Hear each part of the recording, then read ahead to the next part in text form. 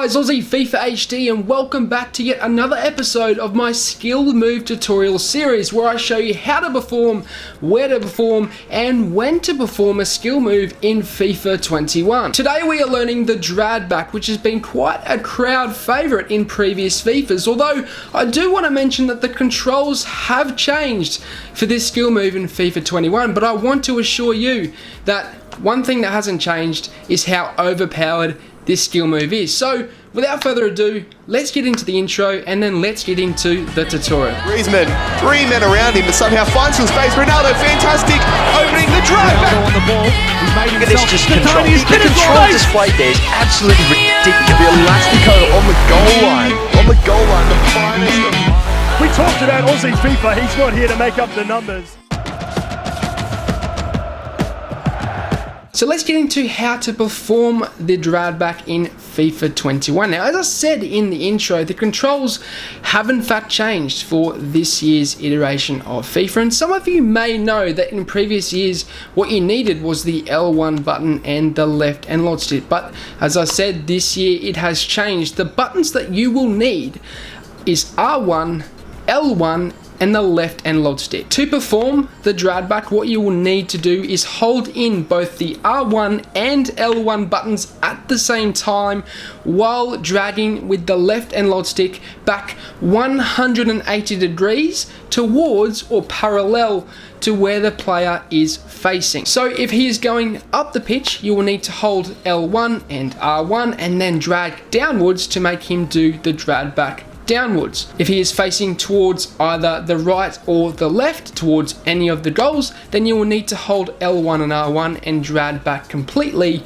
180 degrees to where the player is facing. And really it's a vice versa situation. If you're going down the pitch and want to go back up, then you obviously do the same action but reverse. You hold L1 and R1 and then you use the left analog stick to drag upwards, and the player will do a complete turn or a drag back to face completely the opposite way. However, what you should know is the drag back is performed in multiple ways. You can go 90 degrees, you can go 180 degrees, you can even go 0 degrees and do a fake drag back, which makes the player do a drag back just a little bit and then pop it up in front of him to stay in front with the ball. And lastly, you can also do a fake drag back where you don't exit out at all, and this will allow the player to drag the ball back just a little bit to create space and look for a pass. To perform the 90-degree exit drag back, what you will need to do is use the same controls, L1 and R1, but drag back 180 degrees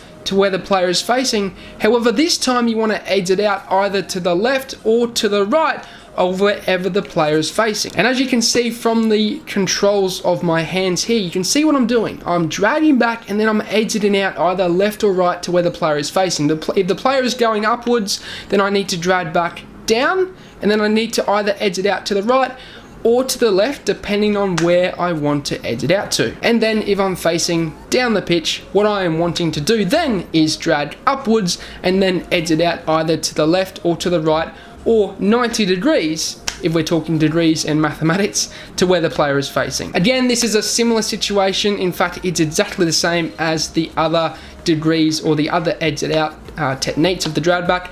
To exit out to the front, you will need to drag back 180 degrees, but flick it forward, which will make the player do a fake drag back and drag it back a little bit and then flick it forward to do, to open up space and to look for an extra pass or even score goals in some cases, which I have done before, particularly with this drag back, the fake drag back. However, I do want to mention that it's probably not as effective as the other alternatives of the 180 degree exit and the 90 degree exit. And then to perform the fake drag back, if that's what you want to call it, what you want to do then is drag back 180 degrees, but drop it.